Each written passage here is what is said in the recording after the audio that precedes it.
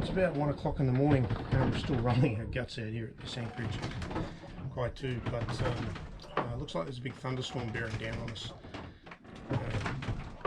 Certainly the motion's picked up here a little bit. We've had a little bit of rain. You can see a lot of lightning going off around us, although I'm only just starting to hear it now to come with the lightning. We just had to bail from the anchorage there at Kaiwatu. Thunderstorm came overhead, and although it only grazed us as it went through, it was threatening to put us on a lee shore. So it's 2 o'clock in the morning. I quickly pulled the pickup and headed out into open water, which is doesn't feel very good to do that into the middle of a thunderstorm, you know, that could be packing, you know, shit, I've seen them pack 50, 60 knots, typically 30s. And then head out to sea away from the port and into extremely deep water. It's a couple of thousand metres straight off the shore there. But it's got to be done, you know. It's the life of a mariner. Sometimes you've got to do things that don't make you feel good, but you know, you've got to do them for the safety of the boat. So anyway, we're on our way now to Hila, about 45 nautical miles away, and just got some sail up riding the tail end of that thunderstorm. Dawn finds us sailing downwind, directly downwind, wing and wing. It's actually not even quite dawn yet, but there's first light. It's got us sailing downwind, wing and wing, still towards Hila. We're about halfway now, about 20 nautical miles to go. Having a good sail now. We're making nearly 6 knots, wing and wing like this. Very beautiful morning. Feeling a little bit better after our shake up out of bed last night. So yeah, we both had a little bit of sleep. Good day. Looking forward to seeing Hila. Well, there's the island of Pulau Romang and the anchorage of Hila down in there. Hila is where we're going to go. We're running wing and wing, dead downwind at the moment. You can see the course line there. The electronic compass is playing up a little bit, so the vessel is offset on our heading. That's not a tidal effect there. That's just an error. So we're running dead downwind at the moment. Pretty soon I'm going to wear the headsail across, bear off to starboard and get onto a broad reach and run up through here. I'm just waiting for that angle to open up a little bit more before we go. So at the moment we're still running wing and wing, but the wind is light and the sea is getting, well, still as big as it was before, and that means that sometimes the headsail and the mainsail are collapsing, and which is a bit of a pain in the neck. It's not good for downwind, direct dead downwind sailing. So if I get her onto a broad reach, should be able to keep both sails full and go a little bit faster maybe too. So anyway, there you go. That's where we're going. That's the island of Hila in the distance. Oh, that mainsail just wore itself across while we were talking. I'll have to wear that back. Might be just a good opportunity to get onto a starboard tack wear ship, I think. Do a bit of a broad reach. Yeah, we'll do it now. There's the mountains of Pulau Romang.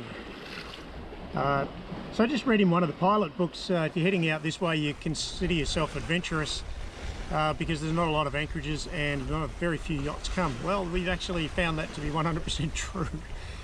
Wasn't what I'd planned, but that's the way it is. Anyway, we're hoping that we find a depth behind that mountain there that we can anchor.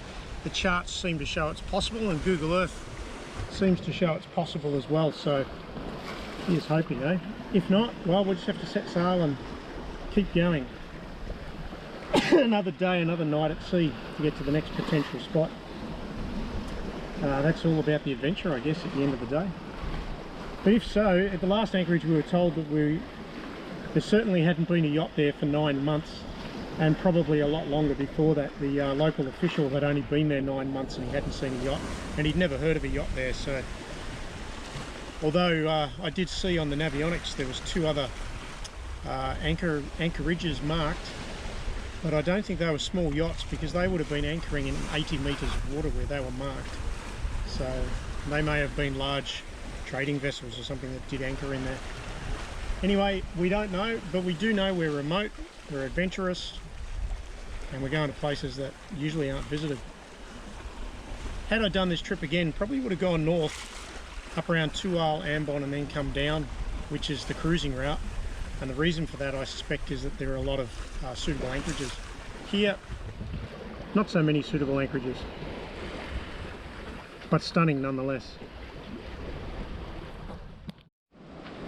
That's Palau Ramong behind me, or the island of Ramong.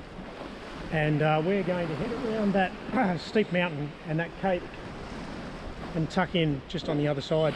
It's very deep water again, but according to my grey marine charts, which are navionics charts, there could be a shallow space there near the beach, which might bring us up into 10 or 20 metres. I'm hoping. I'd like to be able to stop and give us a good night's sleep, and we haven't had one for a few days. So that's really something. It's that tabletop mountain there is just disappearing in the clouds. This must just drop away. Well, it does. It drops away. We're right here.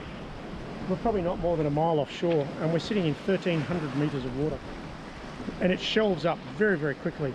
So it's probably within a couple of hundred metres ashore. It's still in the 200 to 400 metre range. So it rapidly shelves up on the side of these things. Pretty much what you see above the water is what you see below the water. So you can see that's very, very steep. Well, that's exactly what's under the water here. We're having a good sail since we got underway from that thunderstorm this morning. We had about 4 hours of motoring and then had some fantastic sailing after that. So that'll help to save some of our batteries, I hope. Sorry, some of our diesel. I plan to refuel from our jerry cans while we're here. Get that little task out of the way. That way I'll know that my main tank is 100% full, and I'll know how much in reserve I've got based on what's left in my jerry cans. Then we're going to go to the next island, which again, there's no guidebooks covering that one, and it looks quite deep in a lot of places. Maybe there's a couple of anchorages. Or we'll just continue running through the night, maybe 180 miles, I think. And we start getting into where the guidebooks cover these islands. But the first 400, maybe 500 miles from Saumlaki heading east, there's really no guidebook coverage at all, which is disappointing. But I can see why, because boats just don't come here. The anchorages are too difficult to access. Anyway, remote area sailing, that's what we came for. And there's Tan hard at work. She's practicing for the Sleeping Olympics again. She's going to win the gold medal at the Sleeping Olympics. I'm not quite sure where they're going to hold them. They might have to hold them on the boat, because if they don't have them here, I don't think she'll make it. She probably won't wake up in time. So when we got blown out of our anchorage this morning, Tan slept through the whole thing. Anyway, love you.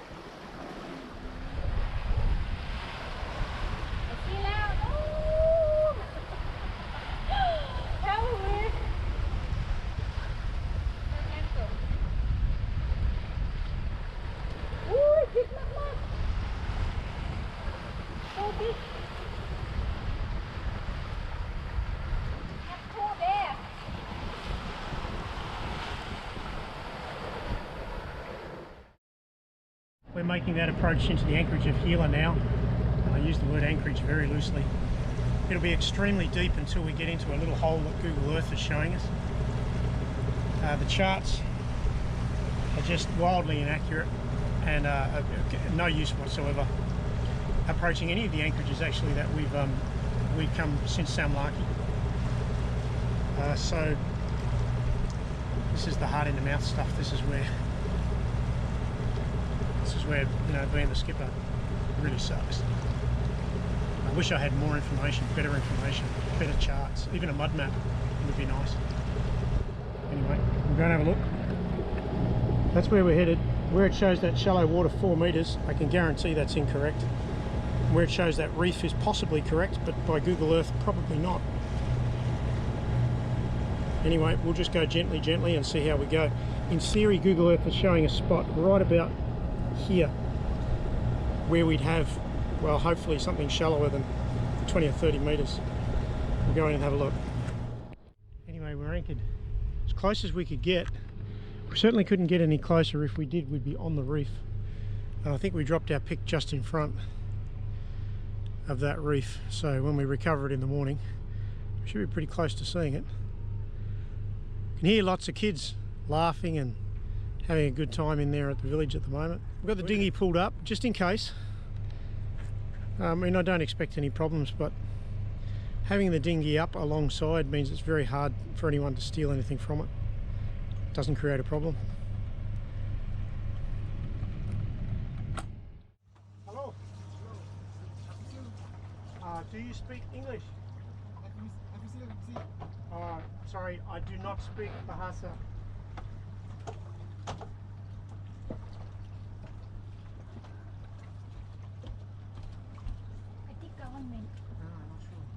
I am not Brazil.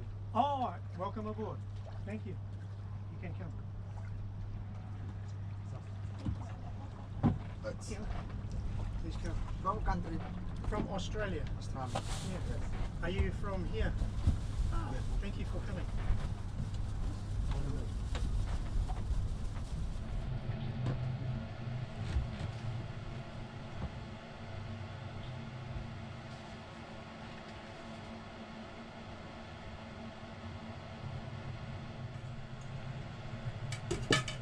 Mister, I am Yes. photo. Yes. Yes, okay.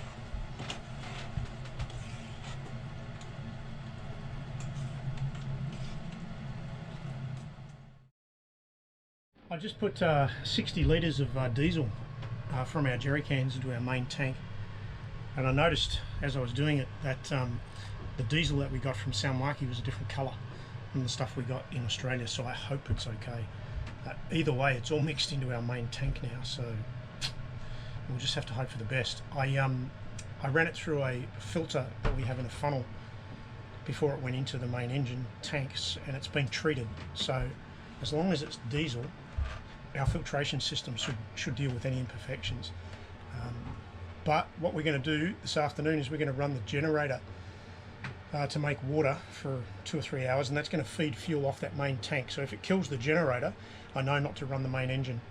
And then I've got 2 jerry cans left, so say 30 litres, maybe 40, that I could rig up as a separate tank.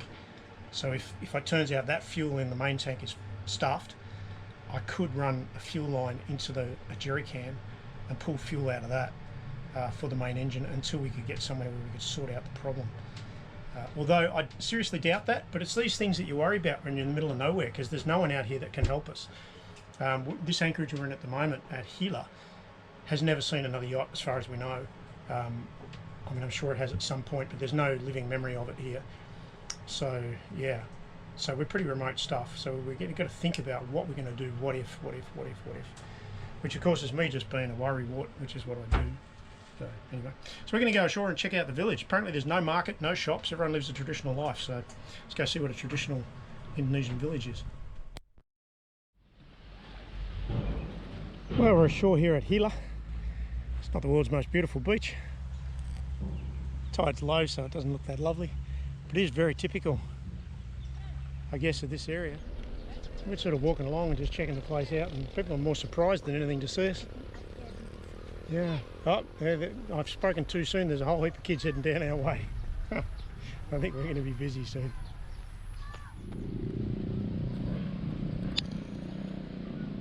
There's a little starlight sitting in the distance. Climb the top of the hill here at here. A beautiful little village, really. It's all been built from Bessa brick and concrete. Concrete on the grounds, but it's still kind of rustic. It's not, I don't know, it's not third world. It's just very basic, I guess. Difficult to get building materials up here too. So they've done well to get this far.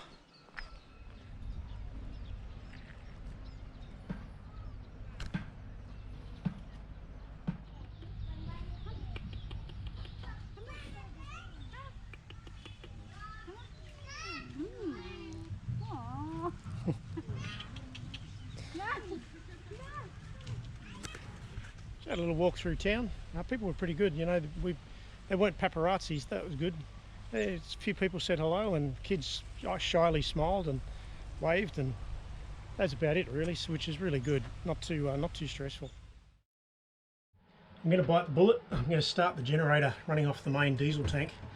and hopefully the diesel we put in is okay. I don't know why I'm stressing about it, but I had it happen to be once in Papua New Guinea. I got some bad fuel and it went through my main engine and destroyed the high pressure fuel pump on the main engine, which meant I had no engine for about 400 nautical miles, and that can be a real pain in the neck. So I'm hoping that everything goes well, and if I'm going to stuff an engine, I'm going to make sure it's the generator and not the main engine.